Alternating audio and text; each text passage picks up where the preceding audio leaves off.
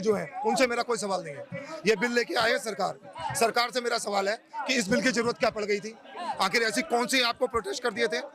दलित समाज अब आ रहा है ना प्रोटेस्ट करने के लिए। इस बिल से पहले उन्होंने कौन सा प्रोटेस्ट किया था, कौन सी ऐसी समस्या आ गई थी। ये कुछ नहीं है, ये सिर्फ दलित समाज के एक साथ वोट लेने के लिए बीजेपी की सरकार ने किया है।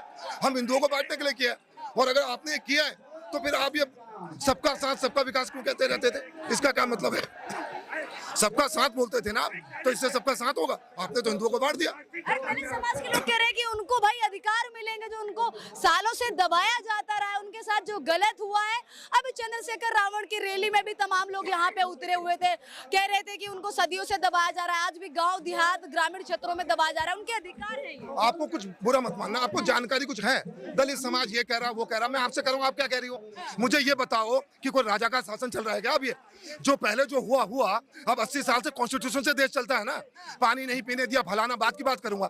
मुझे ये बताओ, अगर मान लो मेरी बेटी हो, ब्राह्मण की बेटी हो, उसके साथ कोई डिस्क्रिमिनेशन करे तो उसको कोई सजा नहीं, उसके ऊपर कोई कंप्लेंट नहीं, उसके ऊपर कोई एफआईआर नहीं। कौन सा कहने जा रही हो आप। ये कहने का चाहती हो आप भाषण देते हो। रुको, जब मैं प्रदर्शन देखने आई थी यहाँ पे चंद्रशेखर रावण के, उसमें तमाम लोग कह रहे थे, उनका सवाल। आप मुझे समझ में नहीं आ रहा, चाय पी के आई हो चंद्रशेखर रावण की, मेरा नाम भी चंद्रशेखर है, उसका नाम लेने की जरूरत क्या पड़ गई आपको इतनी बार बार। वो क्या है, वो हमारा खुदा है क्या। वो मसीहा बताते हैं। आप बता रही हो क्या है, वो उसकी औकात क्या है।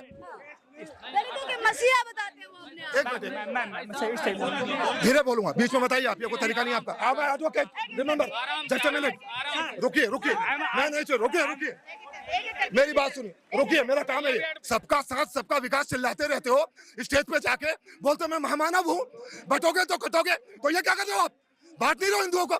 मैं 2 बेटियों का बाप हूँ, हमारी बेटियां क्या करेंगी, कॉलेज के अंदर एंट्री करेंगी और वहां पर मेरिट नहीं देखी जाएगी, कोई योग्यता नहीं देखी जाएगी है। और क्या करोगे वहां पर, जाति बताओ, नीची जाति ऊंची जाति। और सुनो, कल मैं वीडियो देख के आया, अब कहता नहीं पाऊंगा यहाँ पर मैं, उसमें वो बोल रहे हैं आपके नीले नीले कबूतर कि हमारा ब्रांड है और ब्राह्मण की बेटी हमारे घर आएगी और हमारा ब्रांड दामाद बनेगा। वो तो भाई तुम ब्रांड का पहले नाम तो ले लो। अगर मैं तुम्हारे ब्रांड का नाम ले लूं तो मुझे जेल हो जाएगी, मैं नहीं बोल सकता ना। अगर मैं उनके ब्रांड का नाम ले लूं तो मुझे जेल हो जाएगी।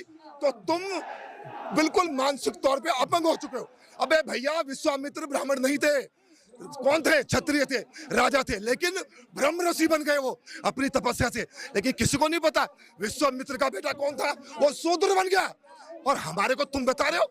अबे तुम शिक्षा लो ना, पढ़ लो, लिख लो, ज्ञान ले लो, हम तुमसे सीखने आएंगे, हम तुम्हारे पैर छुएंगे।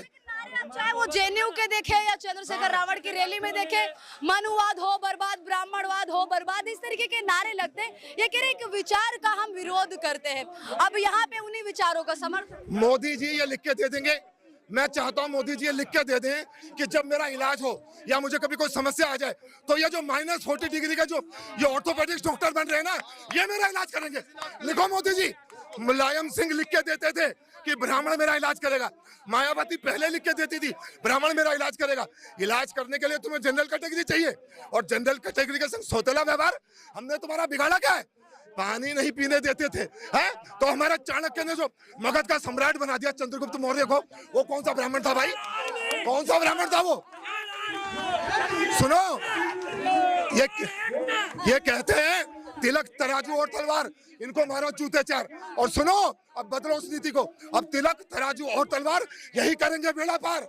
इसके बिना कोई बेड़ा पार नहीं होने वाला। ये जो रेगुलेशंस वापस नहीं लिए गए, 19 मार्च को सारा सवर्ण समाज भारत की सड़कों पे आएगा और मोदी जी को बताएगा कि जो प्रेम करते हैं ना, उनके क्रोध से बचना मुश्किल हो जाएगा। मोदी जी, ये पतन का रास्ता है, इसमें मत चलो।